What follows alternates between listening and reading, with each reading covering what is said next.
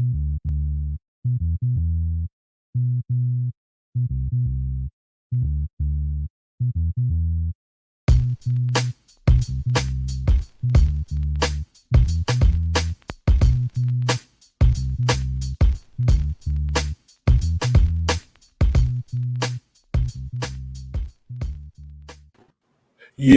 what's going on, everyone? Welcome to another episode of another preview that we're doing because I don't have a lot of time because I'm starting grad school and coaching and teaching. So I decided to bring in some friends, the guys that I know that follow League on closer than anyone else because they actually pay for a cable subscription to be in sports this season. Bam. How are you guys doing?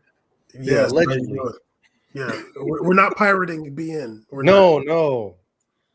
No, no, that's what we're not doing. We're not sharing cable logins.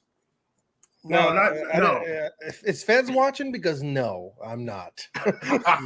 Is the Feds watching? Can I kick it? Because I'm not. Probably. Let's hope they're not. I hope the Feds aren't watching my show. That'd be very scary to get a show like, "Hey, sir, we gonna need the context says, he pirated."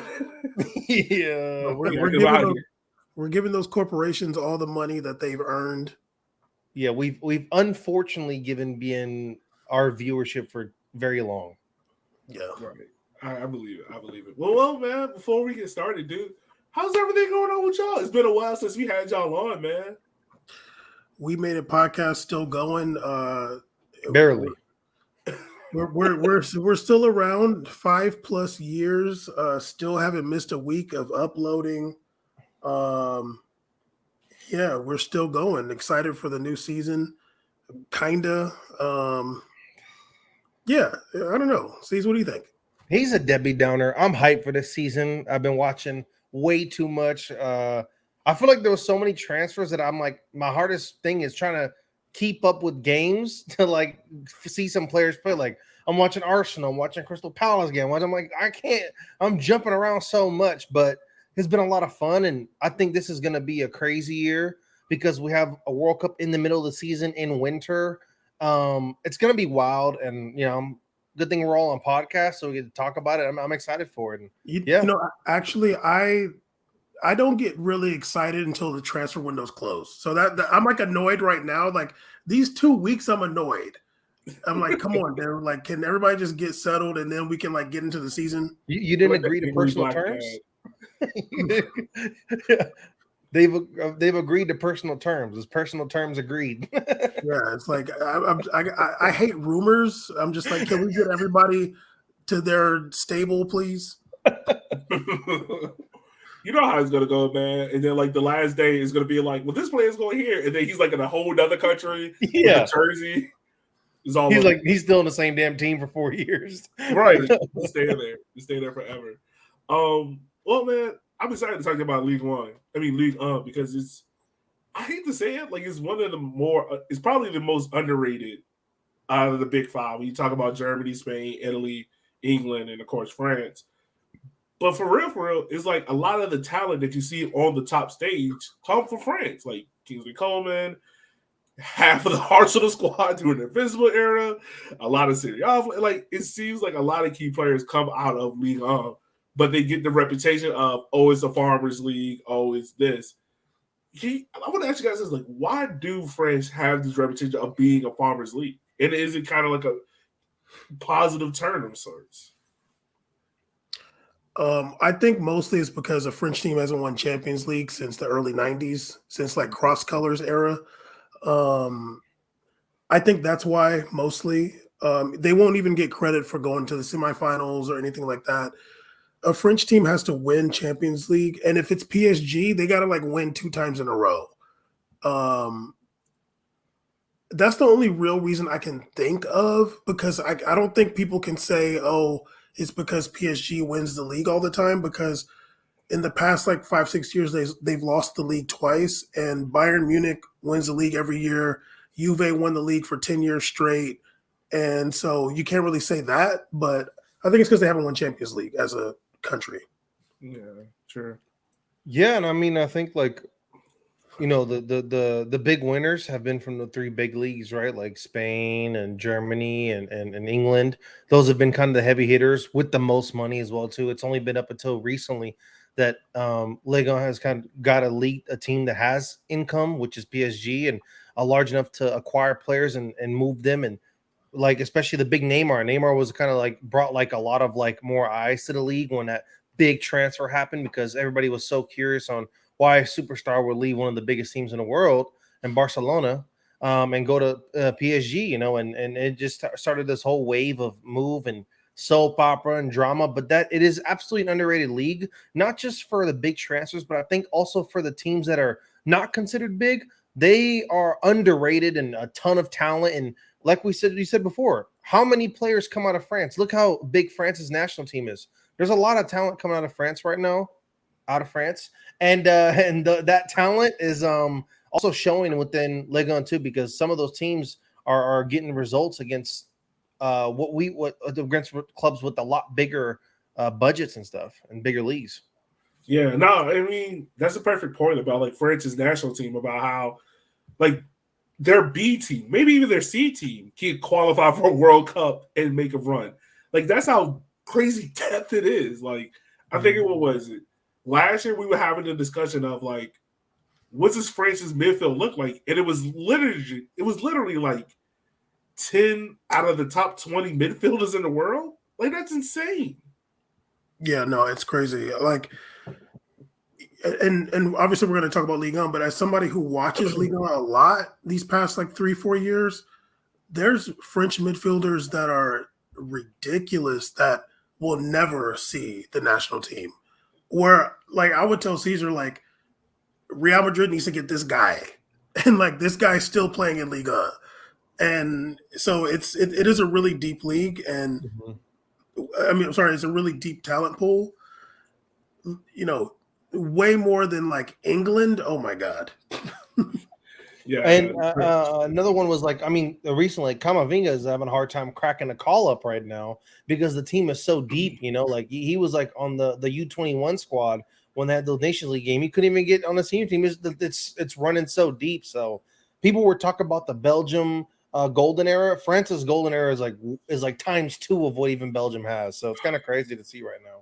Yeah, it is. It is. And one last, like, I remember that the last time you was on the show, we were talking about transfers and things like that. It seems like France, probably more than any other country in Europe, benefits a lot from that African talent pool. You know, Morocco, Tunisia, cultural, Algeria, the Ivory Coast, Ghana. It seems like they benefit the most from it.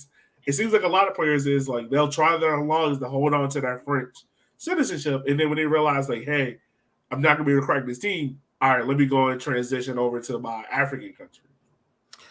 Yeah, one of the worst ones. Oh my god. Probably like 2018 season. I was watching Condobia on Valencia that year, and he was killing it. And I was like, France gotta call him up. Like I'm screaming, like this is the best defensive midfielder playing like in the world right now. France gotta call him up. They did not, and his ass went and said, "Okay, I'll play for the Central African Republic." I'm like, okay, that's cool, but you know, I think he had gotten called up like once or twice by friends, but it had been a long time.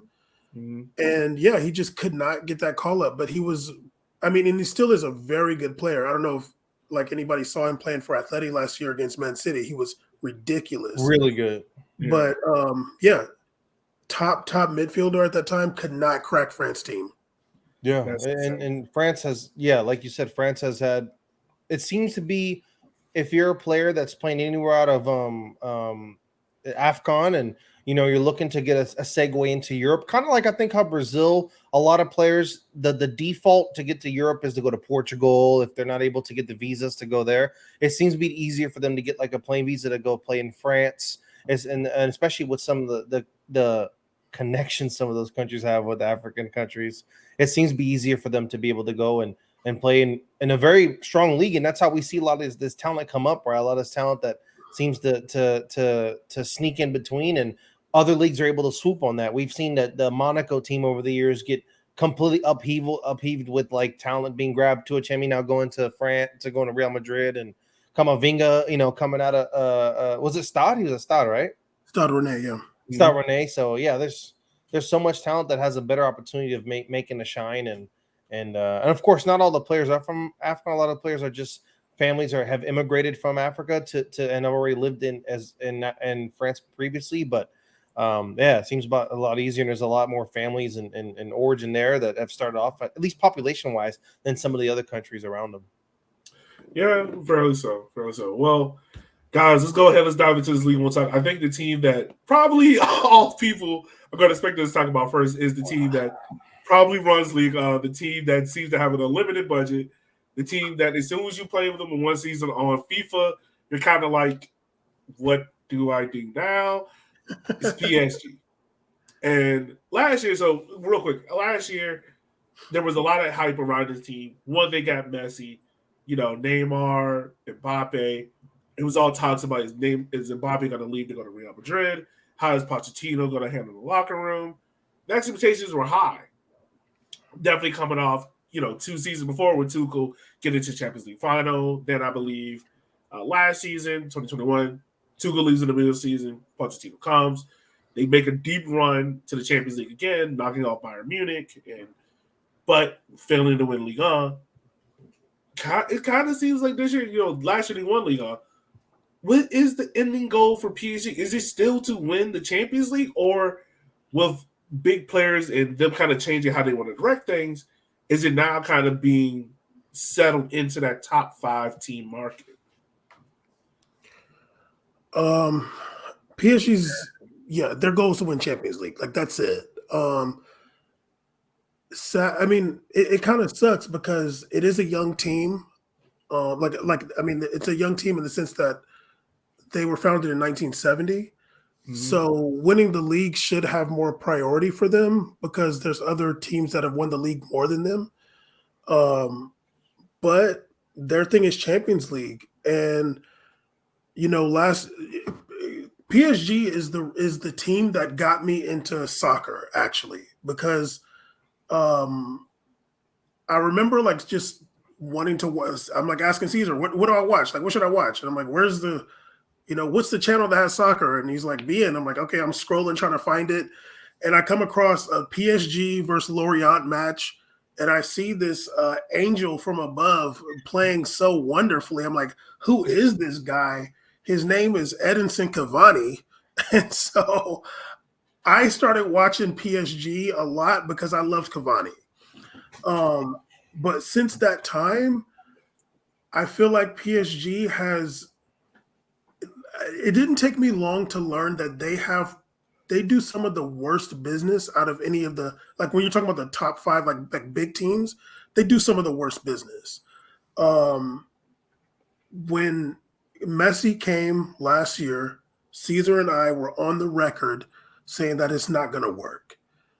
There's no way that it's going to work on the field because you have Neymar and Messi. They do the same thing now. And then you're going to force Mbappe to play as a center forward, and he's not. He's a left winger. And ultimately, we saw that against Real Madrid. What was that? Was that round of 16? Yep, first round. Yeah, insane draw.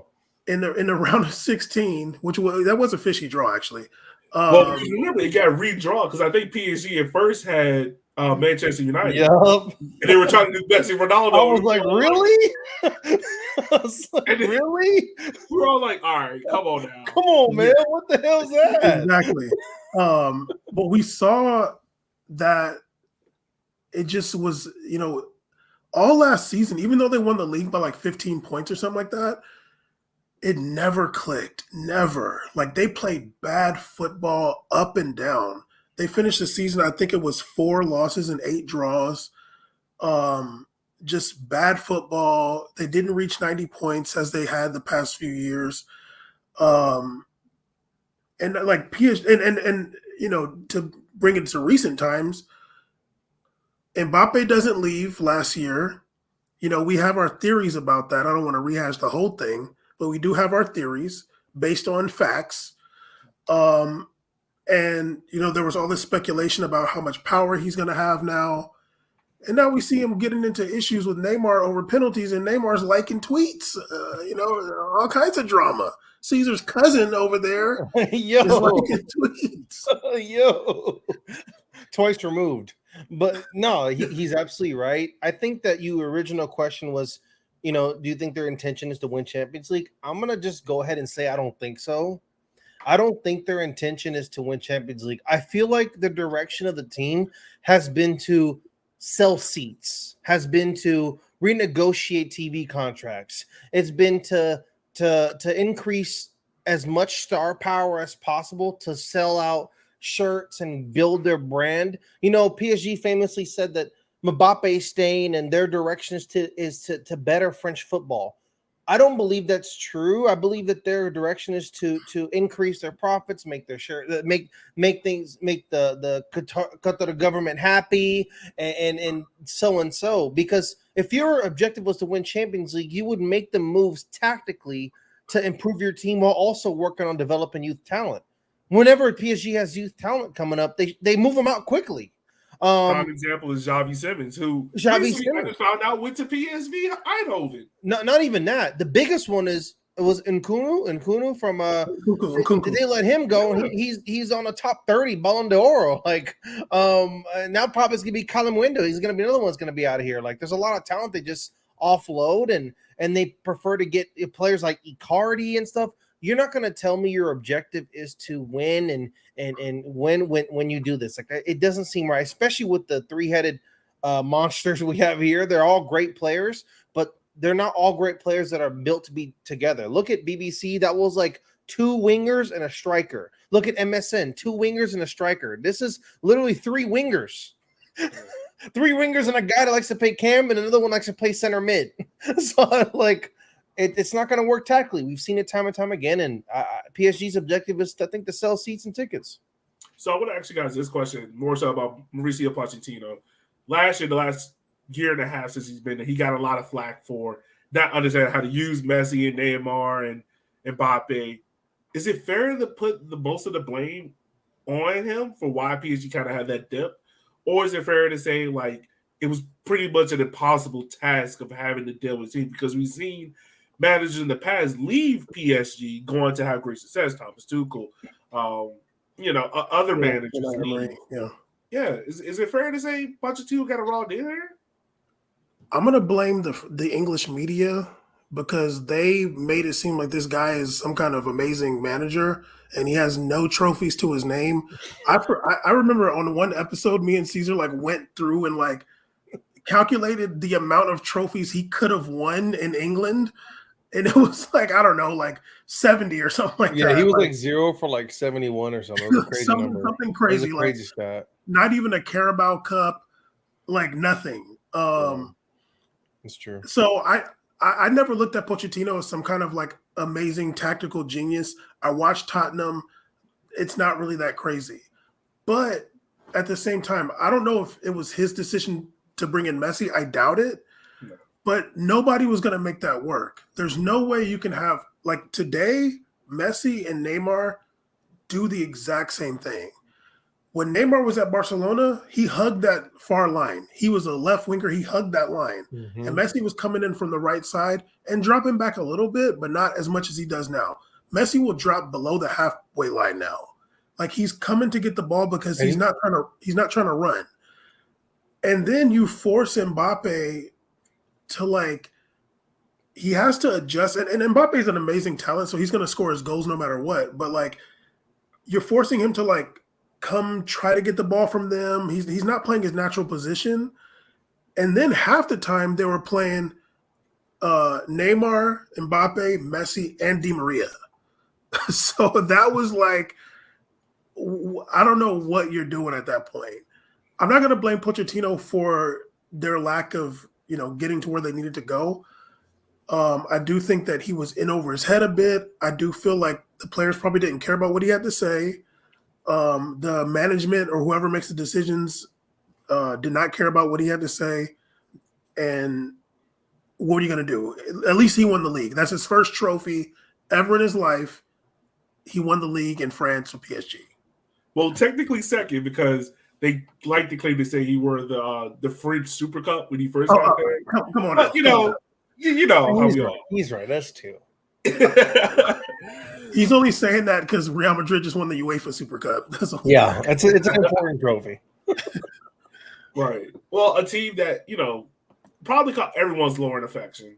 During the 2021 season, a team that definitely caught my attention. I thought, I hate to say this, not hate to say this, but it always seems as if every couple of years, maybe 5 or 6 years, we have a team that full of young talent that gets pulled apart because they're about to reach their ethos of Ajax. Yeah, I'm pretty sure we remember that team, the Monaco team with Mbappe and all of them. They were like, if this team could stay together, they could be challengers, but then they get pulled apart.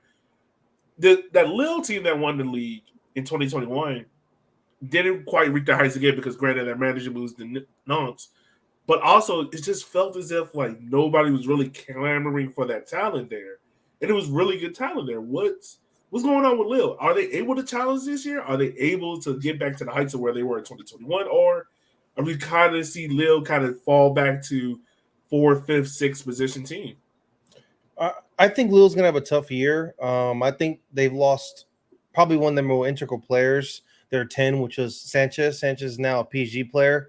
One of the things that really irks me across all leagues is top 3, top 5 inter-team transfers. It murders me. Like the classic thing where Bayern is able to just swoop on so much Dortmund talent. And so where's the real contention? Because they're just getting off the best players off the 2nd-seeded, 3rd-seeded teams. Like it's hard it's hard as a club that doesn't have as big a budget to turn away such a high transfer fee, and it's hard to retain that talent. It's hard to tell the player, no, you can't go to the team of your dreams. You got to play here at Lille. Sorry, dog. Like it's a tough situation where you just kind of got to accept it. But Lille won that league through and through. They had a dope team. They're running a cool 4-4-2. They had Sanchez there. They had the Turkish player. What's his name again? Burak Yilmaz. Yilmaz along top with Jonathan David, young Canadian.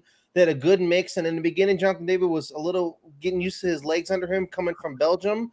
But then he started picking up steam and started scoring hella goals and being 2-footed. I think he's a phenomenal, bright young talent in France, and hopefully gets someone that gets an opportunity as well. But yeah, Lille's gonna have a hard time. They have a lot of big pieces in the midfield that moved around, and it's gonna be hard for them to adjust. Especially Sanchez. Sanchez is such an impact player, where not only is he like a threat where he hustles defensively, he's all over the field, but he has good ball possession and makes things happen offensively. That wasn't necessarily something that PSG needed at all in their team. They did not need another ball possession midfielder, but they just went and signed him anyways. So that sucks for Lille. And I think it's going to be tough for them. Lyon made some good moves this offseason. We'll see what Marseille is going to do with what they did. I think it's going to be tough for Lille to win a league, but I think they can still get at least like a Europa League or Champions League spot this season. Yeah. Go Bear, my fault. That season where Lille won the league, they had the best defense in the league.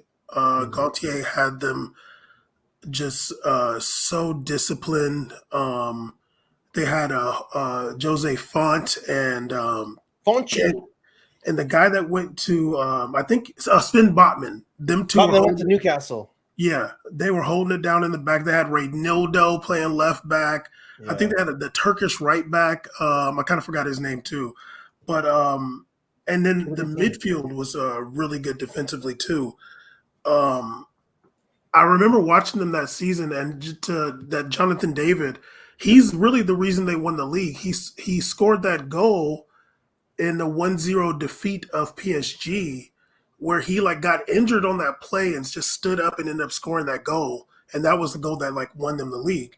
But since then, yeah, I think they finished 10th last year. Yeah, when Gaultier left, they just lost a lot. And honestly, Lille is not, they won the league. It was wow, that's a big deal. But they were punching above their weight. They're not one of the top teams in France like that. Like Monaco and Lyon and Marseille and there's some other teams that have more money than Lille at least, and a bit more cachet. But Yeah, I mean that goes to show you it's not a farmers league. When Lille running a 4-4-2 with like two not even so athletic forwards up there are able to win the league. Yeah. By the way, I just want to say Renato Sanchez has like the craziest career path from going from Benfica to Bayern to Swansea to Lille now to PSG. Just doesn't make sense. But I'll be remiss if I didn't ask you guys this question. Timothy Weah, is he it feels like there's like an imaginary ceiling in front of him in which he can't consistently crack through. We saw that at PSG, and then he comes to Lille. Is this the year he finally cracks through and gets it? Because we see the talent with the men's national team. Are we going to see it with the club? Yeah, I think Timothy Way he has a lot of speed. I think that there's like I think my issue with him it seems to me he's been a raw player for a long period of time. Like since I've seen him first, when he made those random PSG appearances to moving over to Lille, I don't see like a base like when he plays. I don't see him have like base. Like sometimes when you see a player get the ball and he's standing there on 2 feet, he looks like he's there, like he's comfortable, he's able to go either way and make directions. Way it feels like it's a lot going on, high speed action, and it works well for men's national team, because especially when they play bigger teams, they don't play a possession based offense. They play a lot of counterattacks. They're throwing the ball in there, and that's gonna work for a player with speed and just you're just active and you're moving. But Lille, they're a team that does a lot of setup. They do some setup, and it becomes tough for him. He's also a tweener. I think tweener players have a hard time figuring out like what's their position going to be. I think there's a part of him that thinks he's a striker, and people believe a striker. But a lot of times, and I've seen him play at the right mid position and kind of like playing on a winger. Being a tweener is extremely difficult to figure out, and it sometimes just takes like the maturation process. When you get a little older and maybe you slow down a little bit more, like it puts your game, it makes you work on the fundamentals of your game, like the passing, the dribbling. And that's where you kind of see players blossom sometimes. I think it's going to take him that process if he's willing to put that work in, of course. That's on him. It's hard for players who've had dads that are legends. Like literally his dad is incredible player, like one of the greatest. It's hard for players whose fathers are legends to like get that going because of how they were raised and how they've been coached since they're young. It's a different access for them point. So I he can do it, but it's honestly incumbent on him to develop the skill set to become that player and break that ceiling.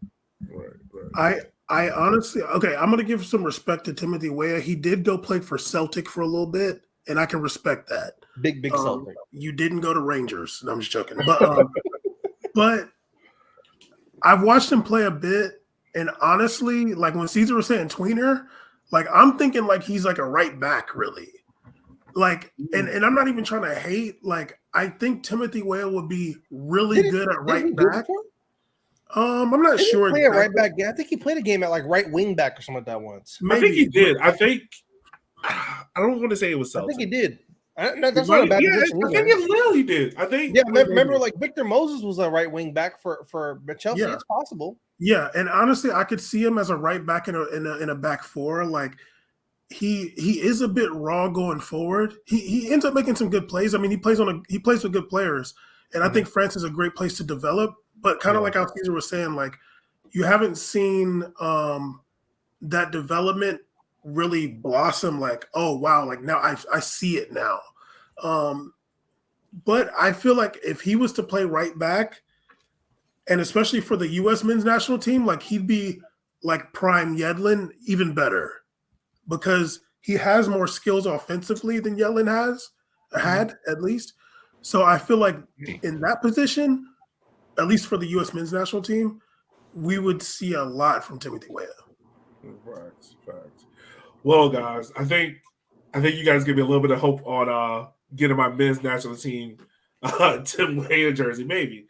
But a team in the south of France that, I follow personally, Olympique Marseille. And to me personally, I always feel as if like Marseille should be the second best team in France. Have they shown that year in, year out? Absolutely not. And I don't know what it is. I kind of just feel as if like, and I was talking to Jake about this. They remind me of a team that they kind of prioritize one position, one league over the other. Like 1 year is like, all right, we're gonna go all in on the league. Next year it's like, all right, we're gonna go all in on the cup. Then the next year is like, all right, we're gonna go all in on Europe. And it never seems to pan out. What is it with Marseille? Why can't they get over the hump and stop hurting me? Marseille, they're one of those teams. Like when I was watching PSG more, like PSG was stomping them out, and it was embarrassing. I think Because, and they went 10 games or like 5 years without beating PSG. it was something crazy, and it was also like y'all shouldn't be losing this bad. Like it's really not like you got good players, dude. Like why are you just capitulating to PSG? But I feel like in the last couple seasons, when PSG's football has not been that great, Marseille's been able to kind of take advantage of it.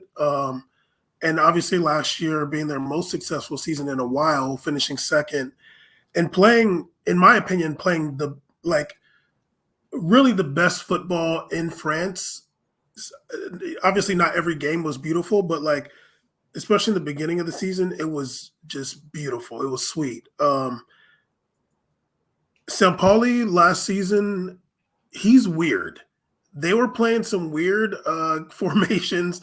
They had midfielders playing on the forward line, and somehow like it got Jerson like 13 goals or something like that. But Marseille is like this season. Obviously, St. Pauli left. They're saying that he was upset about players coming in.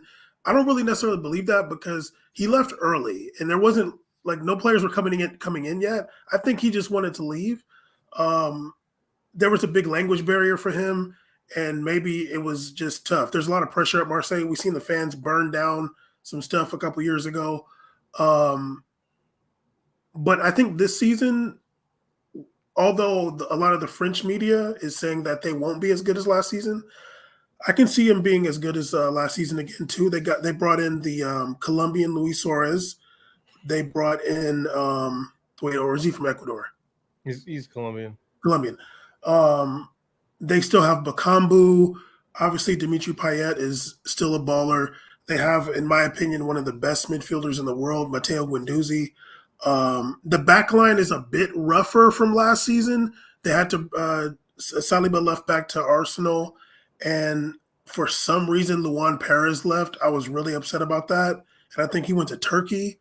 But they have really good players, and hopefully this coach. And they also Nuno Tavares at left back, really good. I think they're bringing in a right back too. Yeah, they got Klaus, and Klaus is pretty good. Yeah, they got Klaus, really good. I don't know much about this coach, but in the first 2 games, what I've seen, it's been decent. They won a match. They drew to Brest, but Brest is a good team. And yeah, I think if you're watching the season, I don't think you'll be disappointed. All right. So I shouldn't be disappointed, but they did pick up a former Inter player who's also a former Manchester United player, former Arsenal player, Alexis Sanchez. Real quick, before we move to the next point, what do we expect from him this year? Is he looking to be partner with Dimitri Payet, who seems to never want to retire? And I have a wild prediction on Dimitri Payet, but I'm going to save it for the end of the show. I mean, maybe Sanchez, maybe St. Pauli left because Sanchez coming back to town. He's like, yo, I'm the reason that I ran that man's knees off. That's my fault. On that Chile team, I ran them to the ground, and all those players ended up all over on the world. That dude's playing is subbing in over at Mineiro in Brazil, and now Sanchez is playing it in Marseille. And I'll say this: I think Sanchez is one of the most electrifying players I've ever seen on that first season of Arsenal. It was like he was on X Games mode. He was just couldn't be stopped. Crosses, goals, high speed action. And it was the same year, I think he was also doing a lot of Chile work. He was probably playing like 70 games a year that season. You could see that had an effect long term, where you see the decline sooner for a player that I think was built to have a pretty good career with his size, his speed. It could have really worked out. It's been tough. Italy's always a good league to go to if you don't have to become a pace dependent player. Italy's great, and also Italy's great for developing another aspect of your game that's not pace dependent. he had, I think he had a pretty decent, the first couple years first year at Marseille, Inter was kind of weird during COVID. And it says he has 12 goals all in his time at 2 years at Inter. I don't remember seeing anything electrifying from him back then. It's kind of like, I think at Marseille, he can become a good player. Someone that you can I think he can become. No, I disagree with you, dog. I don't think he's gonna be doing world breaking stuff. No, I don't think he's better than Under. I think Under is a baller. Like Under, that's a young talent. Like he can get it cracking. I don't know if Alexi can do all that, but I think he can just kind of like be pretty serviceable and help the team out. It's all gonna be incumbent on how well Jerson, Guendouzi, and Payet can carry that team. Like Jerson gained all kind of confidence last season, his ability, and showed out what he can do. He had a crazy move last week where he like kicked the ball over the guy's head and ran around him. Jerson's feeling himself out there, and that's great because confidence can be the biggest thing to make up for what you're missing. I don't know. Marseille did lose Saliba, who was a phenomenal shutdown defensive talent, and he had a little mistake at the Arsenal, but he's been playing great for Arsenal as well too. He had that little blunder, but he's been playing phenomenal for Arsenal as well, and that's going to be tough to play, especially Luan Perez also leaving. That's going to be tough. It's a lot of big shoes to fill, and I don't think Marseille's going to do great this year, but I think that they'll still at least get like a Conference League spot or something like that. I don't know if they're going to do great this year though. Okay. I don't see it, dog. I don't see it. Okay, let me say this about Alexis Sanchez. You lost a tied to Brest. Come on, yo. No, Brest is good. Brest is good. Let me say this about Alexis Sanchez as Inter. I did see him. I'm sorry, I didn't mean to laugh. You repeating over Brest is good. Brest is good. Brest. Yeah. Okay. I seen Alexis Sanchez at Inter get a red card, and his second yellow was a dive. I do remember that. But Alexis Sanchez, honestly, he's a bit like Eden Hazard now. The things that he had that made his game good, he doesn't have it anymore. Yeah. He relied on a lot of athleticism. Yes, and he just doesn't have that. He doesn't have that anymore. And France is not if you don't have those lungs and that athleticism, France is not the place for you because they play fast and there's a lot of speed on that field. Yeah. And nobody's intimidated by you. But what was I going to say about Alexis Sanchez? I do feel I feel like they brought in Alexis Sanchez for his attitude. He's a hard worker. He's grit. He has a lot of grit, and I feel like sometimes you can have this season, Marseille is in Champions League. You do need a lot of players, but you also need a good mentality because there's going to be a lot of fatigue and things like that. When you have a player who has a high motor, who is known to have a high motor and a great attitude, who's also the number one MVP at the bank. I think he's the highest paid EPL player ever. That's a good person to have. Yeah, I feel that. I will say this though about Marseille, and I can say this because I follow this team somewhat. When it comes to Europe, I expect some level of disappointment to come regardless, whenever. So I'm just preparing myself for it. France don't do too great in Europe. I'm sorry. It makes me sad, but yeah. Yeah, that's true. If they get a point out of group stage, I'll be happy. No. Oh my God. Jeez. Well, we'll wait and see. Another team that we talk about talent, how France is like a pipeline. I feel like Monaco, that should be their slogan. Wherever their club mantra, it should just be "F it, play the kids." Because when they do that, they are balling. Even like we talked about previously, I think it was 2017. Yeah, 2017, that Monaco team with Kylian Mbappe, Bernardo Silva, Fernandinho. You look at that team now, and then you go look at the EPL, you're like, oh, he was at Monaco. Oh, he was at Monaco. Oh, he was at Monaco. And it's just he's in jail. Very much so. Very much so. Monaco, man, I will say this though. It seems as if Monaco, for all the youth prospects they have, they will make one weird transfer that doesn't seem to compete with you. A couple of years ago, it was Kevin Volin, and then it was Cesc Fabregas. What is going on with Monaco, man? It's kind of they're stuck in between what they should be and what they want to be and aspire to be. I'll say this. I think Monaco deserves a lot of respect for their player management and scout department, I think they do a really good job of not only identifying youth talent and bringing through their ranks.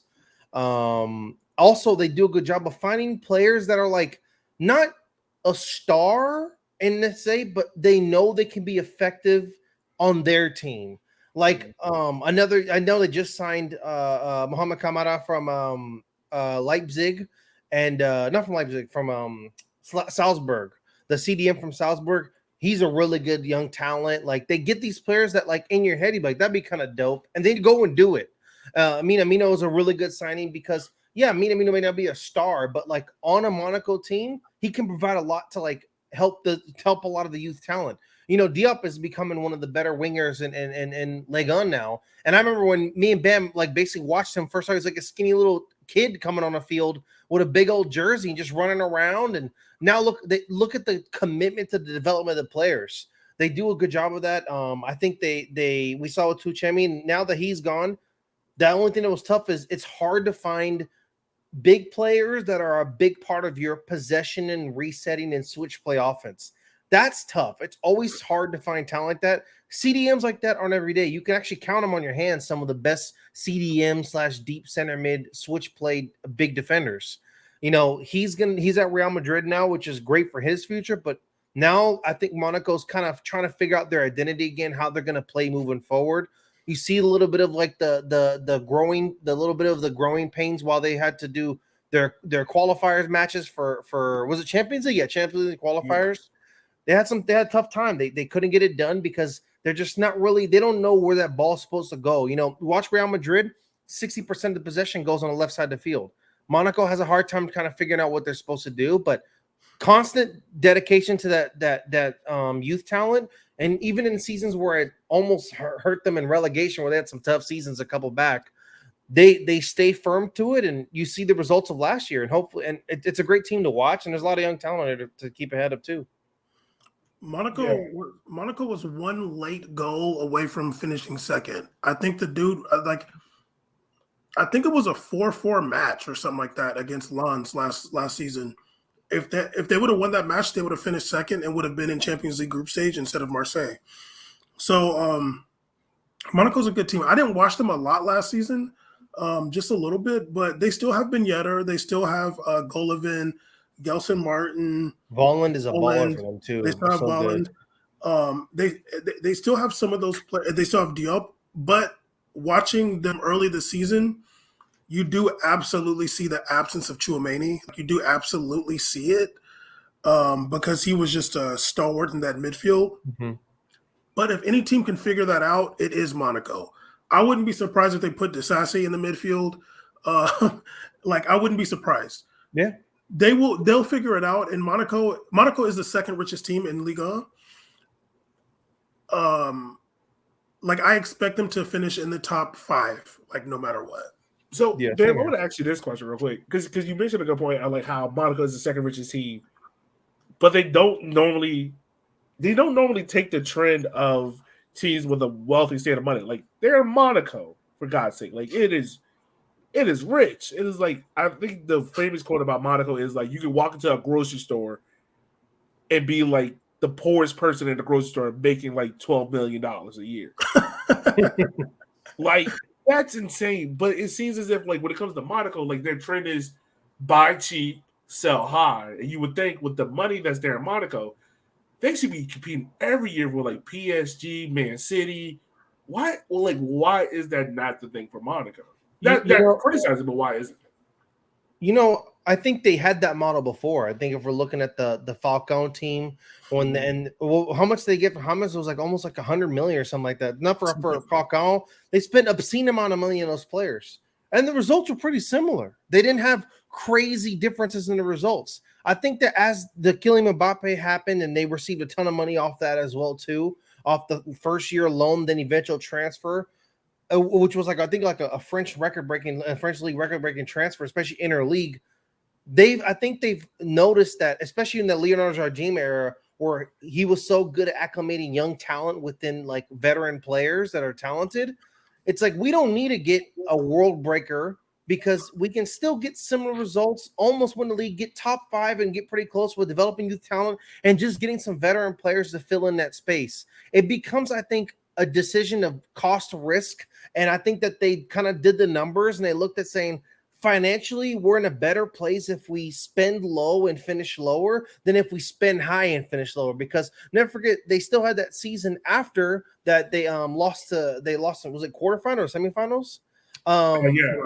Yeah, where they like almost finished like 13th or something. It was like a really bad year for them the season after. Then Falcon went to Galatasaray. So it seems like it's better for them to just kind of focus on, getting players like Gelson, Supermarket, Martins, like we call them, and players like that who can make an impact and at the end of the day, they're not costing a lot. But if a lot of these young players come up, it just helps them out financially. They don't have this infinite. They don't have to spend this infinite well of money that Barcelona wishes they had. And okay, you know what? Let me actually fix that, because I don't know if they're actually the second richest team, but they pay the second highest salary. Yeah. So maybe I don't know if like Monaco makes as much money as a Lyon or Marseille. Actually, when I think about it, they probably don't.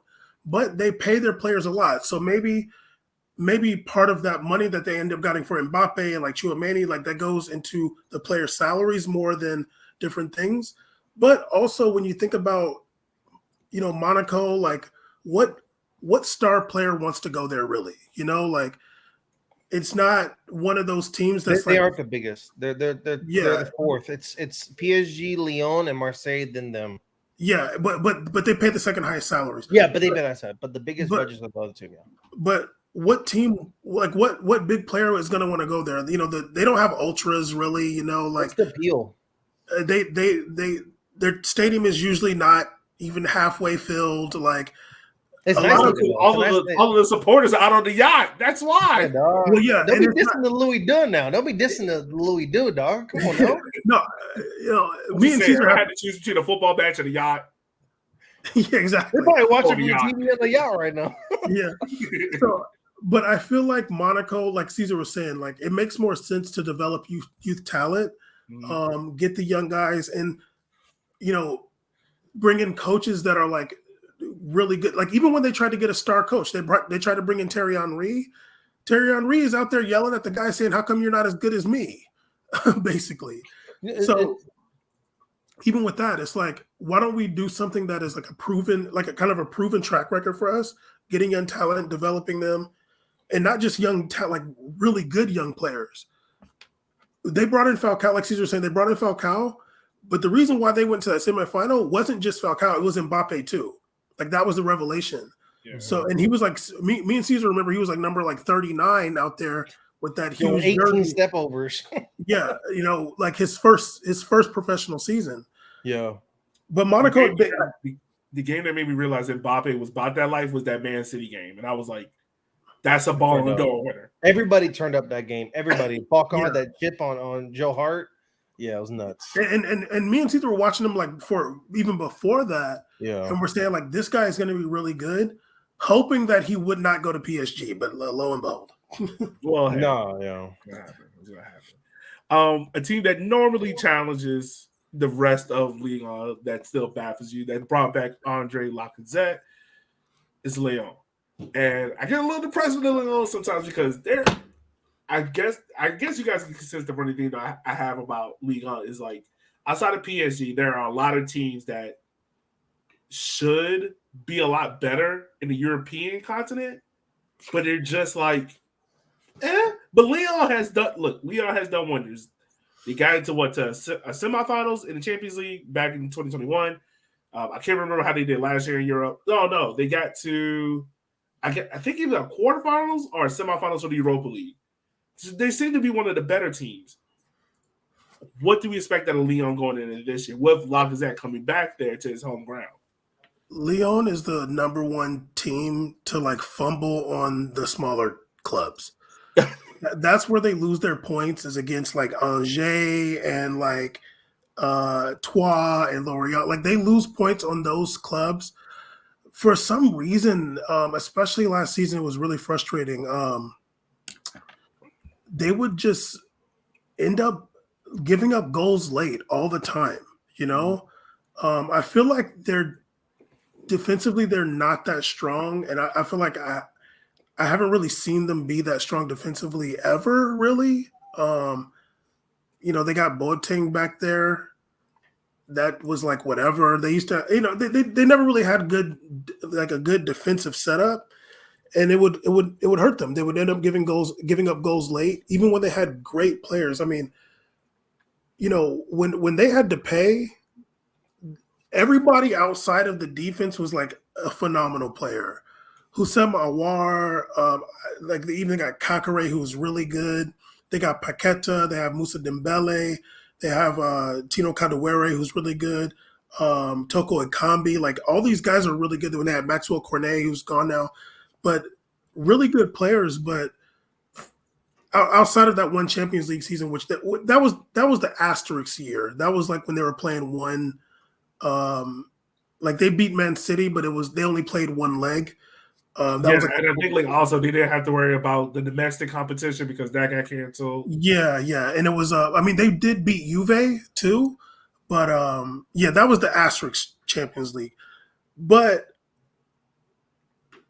Lyon is they're always going to challenge. I mean, last year they didn't do that well. They had some good matches, but mostly it's because giving up goals late. But they have really good talent. I do feel like some of them players should leave by now. Like I feel like Awar, like you might as well like try to get some big money for him. Alexander Lacazette, though, I did watch the first match. He was okay. I think it's going to take him a while to like figure it out. They might try to do something where him and Musa Dembele are playing at the same time. I don't know how that's going to work, but I like Lacazette coming back. Another one who got played out by France being so good by not going to that 2018 World Cup. Yeah, off for like a 30 goal year or something. He had a crazy year in France. It was nuts.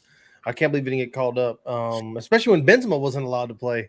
So yeah, that team is weird. I mean, last season they were like top 10 in goals allowed in elite. Like they gave up the most goals out of the top 10 teams. So they had given up way too many goals last season. They had obviously, like Bam said, in moments where they had to step up in competition, you saw that talent. Paqueta was blossoming last season. He was going off. And then the Musa is a great part of that team, but defensively they just couldn't keep it together. And they've always been consistently a strong team because they've always had such good midfield depth. Like they've always had such a good lineup of midfielders where you're like, damn, these guys can start anywhere. Like Bam's talking about Awar could be like a $50 million midfielder anywhere in I'm shocked he's not an EPL by now. I'm shocked by that. Like he seems like an easy EPL grab. Like he's has no weaknesses, 2-footed, can do so much. Look at Bruno Guimaraes. They're saying he's like the best player on Newcastle. Yeah, Guimaraes was like fighting for starting time at Lyon. Because him and what was I can't pronounce his name, the with the C. Kakare, like such another good young defender. They were both in the same position, and Newcastle was able to pick up on that. Kakare is a phenomenal player. Like so, there's so much talent there. I just think that's a good midfielder will keep you consistent, and save you out of some big games, especially with possession. But they just don't really have it defensively, and I don't know what they're gonna do. They got another young talent too. This guy's a baller, Malo Gusto. Malo Gusto is a baller too, yeah. Yeah, they're gonna have some good players. I could see them challenging this year because they also got Tete also. Tete's been really good. In the last couple games, I was watching him play. He's going off on that right wing position. They got him off from Shakhtar off alone. He was going crazy out there. He's a speedster. He kind of reminds me of David Neres on Ajax. He has that speed on the wing. He's really dangerous. They just need the center back. Like you need like one guy, dude. Like just like one dude who can just kind of collect things, and they'd be a lot better.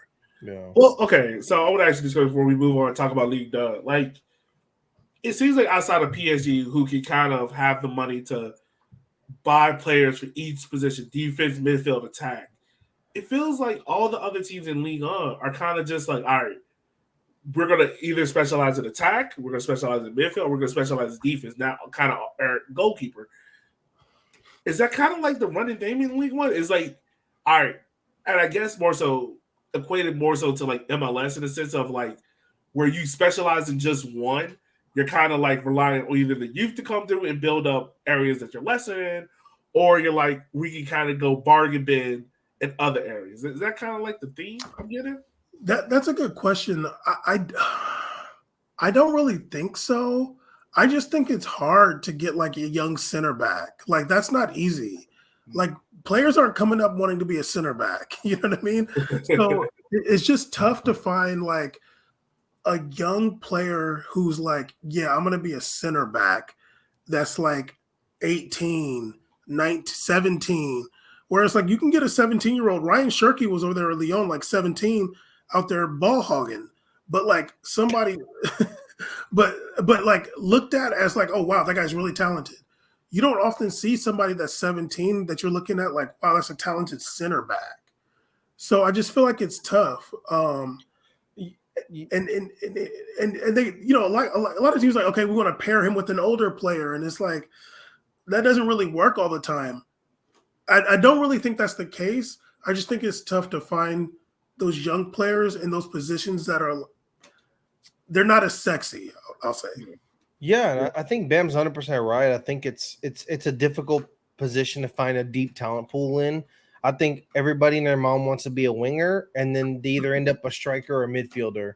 And it's like the classic line about Brazil, right? Every single center back Brazil had is someone who didn't work out as a striker. Like that was like the classic line. That's why like a lot of them will have so much talent on their feet and stuff like that, is because they come up playing other positions. You know, Casemiro was a youth team striker in Brazil. Like, so it's funny how these things work out. But I think that France suffers a little bit. That also, I think the lower French teams suffer from not having a good pipeline to South American players. They don't really have that good of a pipeline with the visas. You know, the players are able to really cross over into playing in Portugal and playing in England. You know, like some of the players that have come up through there, and like Martinelli going over to Arsenal, and then even Spain. Like Kaique just made his debut for Almeria right now. He's an 18-year-old from Santos, like center back. So that it seems like it's hard. It's been harder. Maybe like they're not focused on that, but it seems it would. I don't know if it's necessarily the teams generalize that, but I know that for sure they go, we're going to get players in integral positions for us, and the rest we're down to rely on our youth talent to fill. Like I think that there is a lot of confidence in the youth system in some of the French teams, what those players can bring to the table. And to be fair, they're honestly right, because we see these players that come up through these teams and they go on to the bigger clubs, right? And they make a name for themselves, and Saliba and etc. Like these French players make a name for themselves in the team. So it, in one hand, it's a gamble game, but you see it time and time again where like France is developing a lot of stars, and these guys appear on some of these teams. One player that I've seen play in France, N'Golo Kante, one of those, played on Cannes, I think it was. Cannes, dog. I think they're like, Veron came from like Lens. Came from Lens, dog, and is playing on Real Madrid. Like it's just it's tough. I think even Guendouzi came from Lorient. They were in Ligue 2 actually when he went to Arsenal. That's actually why I ended up watching him, because I was like, I want to see if a dude can come from Ligue 2 and actually play in EPL. And I was shocked. I was like, this dude is like doing this thing in EPL. He'd never played a Ligue 1 game in his life. Isn't that crazy? That's nuts. Yeah. Division 2. Yeah, that's crazy. That is crazy. Well, we're on the topic about Ligue 2. Let's go and talk about it, guys. Bordeaux, Saint Etienne. What is going on here? Because these are two teams that are historically top of the table, Ligue 1 teams. They're challenging. They're trying to, it wasn't long ago that we saw Saint Etienne in the Europa League. Now they're relegated. What's going on with these two teams? I think Saint Etienne's got a 3-point deduction. There are rumors about Bordeaux being banished to the 3rd division. Once again, what is going on? I feel like they probably mismanaged money. Probably COVID hit them hard. Mm-hmm. And I would imagine like there's some crooks there. Like there's Bordeaux is like one of the like on the low, one of the bigger clubs in France. Saint Etienne is like also a team that's like won a bunch of leagues. I mean, it's been a while, but they won the league a bunch of times. Historic rivalry with Lyon being in the same city. Um, if I had to guess, it's money, but you know, it can happen like that. I think France, like the competition level, like there's, outside of like PSG, like a lot of those teams aren't that different from each other. Like when I was telling Caesar, like, oh no, Brest is good. Brest just got promoted a couple seasons ago. When you watch them play, you're like, wow, that's a really good team. So like the competition level between like you watch Angers, like Angers is like, I think they just got promoted a couple seasons ago too. You watch them play, it's like this isn't a bad team you're watching. It's not like watching like you know, I'm watching like Brighton, not I don't want to say Brighton Hove, but like you watch like Southampton. You can say that. You can say that. like you watch like some of the lower EPL teams, and like the football is bad. But when you watch like the lower French teams, like it's not bad football. It's just like not the same quality of players as like a PSG or something like that, or or athletes. So if I had to guess, it's money. And yeah, for sure it was money with Bordeaux, but I don't really feel sorry for them. Like, who got promoted? Auxerre got promoted. I remember they were in a French Cup final not that long ago. They're a legendary team. They're a legendary team in France. Yeah. Who else got promoted? Ajaccio. Ajaccio. Like we like to see a Corsican team get beautiful promoted. Island. I'm trying to visit. Yeah. You know what I mean? Even though they're violent and they hit Lucas Moura with that pole that time, and they were comparing PSG to ISIS in their posters. But we like to see a Corsican team, and I think Troyes also. Toulouse. Yes, Toulouse. And they won the Ligue last season. Yeah, Toulouse used to have Max Gradel, and I will never forget. Who burned Dani Alves? He ran by Dani Alves with the ball. Like, these are good teams. Actually, the most emotional I've ever gotten of a Ligue 1 match was Toulouse's relegation match a few seasons ago, where Pascal Duprat, I feel like I can't remember the coach's name. He played a video of all the Toulouse supporters, like saying, "Please don't get relegated. Like we love you. Like this is our city's team." Like a bunch of supporters.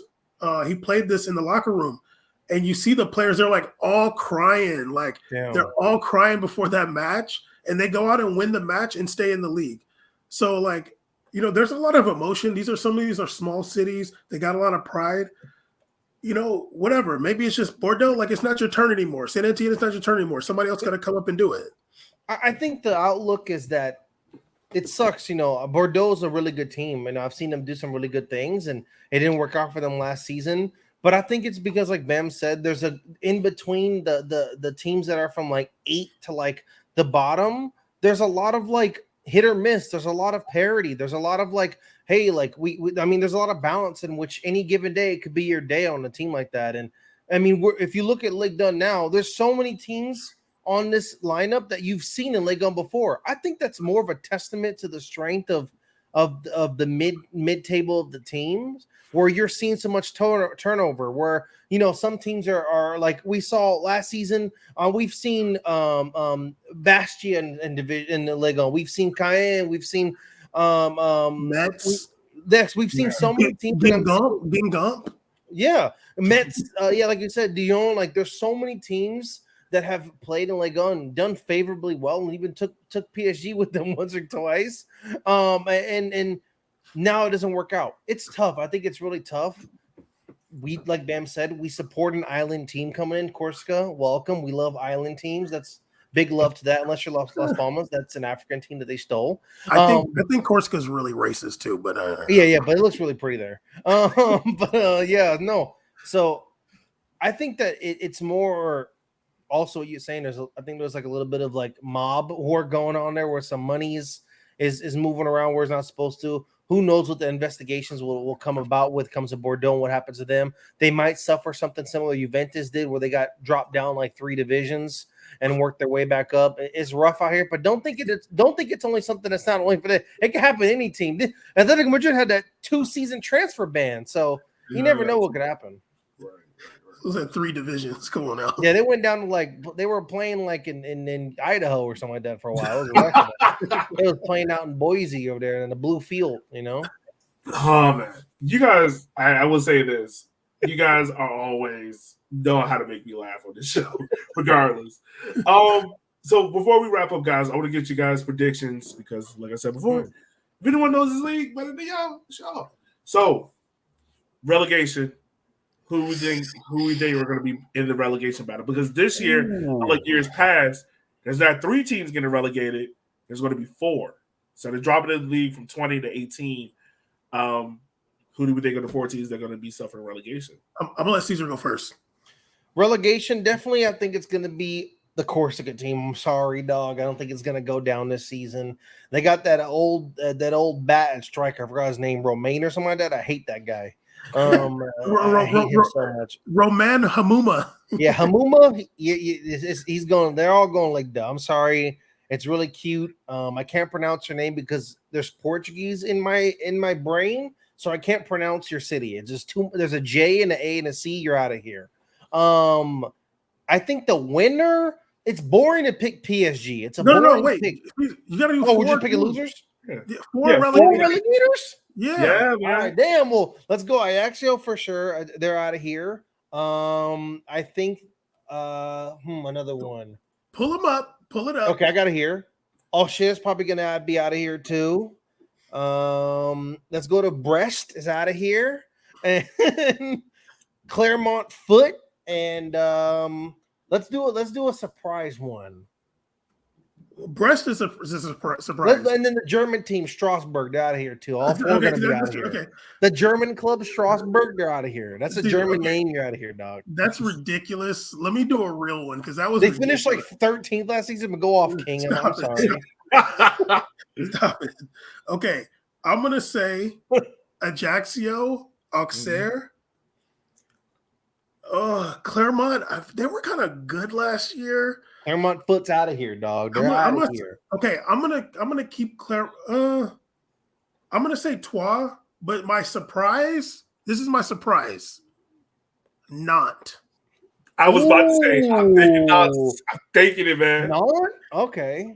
Yeah, because I've watched 2 of the games so far, and there's been times I'm like, "Hey, they've been teetering. Ooh. They've been teetering the last few seasons." I'm like, they won the cup last year, so they're in Europe. I think they're in Europa League group stage, so that's going to be tough for them. I feel like Nantes might mess around and get relegated, but not Brest or Strasbourg is out of here, dog. Strasbourg is really German good. Football club. They're gone, dude. They're German. Strasbourg is good, and so is Brest. Okay, the team's like named after a hamburger. They're out of here, dog. They're gone. They're gone, dog. They're going to be playing in Idaho. 2 teams you guys think are going to get promoted from league? Promoted, okay. Who think? That's a gangster question. Not Bordeaux. They're probably going to be playing in Brazil. I'm gonna go. I'll go first, man. I got your back. Okay. I'll say. Okay. I think Metz is gonna come back. Okay. Metz is a good team. They have a solid team as well. And I can see Guingamp come back too. Guingamp was a good team. They weren't bad in Ligue. They were not bad. They had the wildest names ever, but Guingamp. But I think they're gonna be back. Caesar's such a hater and racist. It's France. What the hell? I don't have on France racism. A lot of black people speak French. The original colonizers. No, actually, your people were. Okay, I'm gonna say Bordeaux's gonna come back. Okay. And I'm gonna give it to Metz also. Is Bordeaux gonna be allowed to come back? Yeah, I think they will. But I feel like they'll come back and Metz. I think it's too much drama for them to come back. All that stuff is hell distracting. No, it is, but I feel like Bordeaux has like they're not gonna get any players in for real, but like they maybe can get like some loaned young players that like some random African winger that are like score like 4 goals when they need it. All right. And this is a question I ask everyone. This is always a fun question because normally most people don't think about it. But PSG Marseille with the Champions League. Monaco's dropped down to Europa League. Rennes is in Europa League. Nantes is in Europa Conference League along with Nice. Out of those teams, what competition is most likely for France to win? Let me go. I'm gonna say Champions League. Okay. Champions Most League. likely for them to win. Yeah. I don't Europa think- I Conference can't League, Europa League, or Champions League. I can't see a team. I can't see like Lyon winning. I mean, not Lyon. Wait, is Nantes in Europa or Europa Conference? Conference. Really? Yeah. And so 'Cause is if you Nice, win the right? cup, you go straight to conference. Isn't Nice in Wow, that's conference too? whack. Yeah, I think they're in conference league. Is Nice in conference also?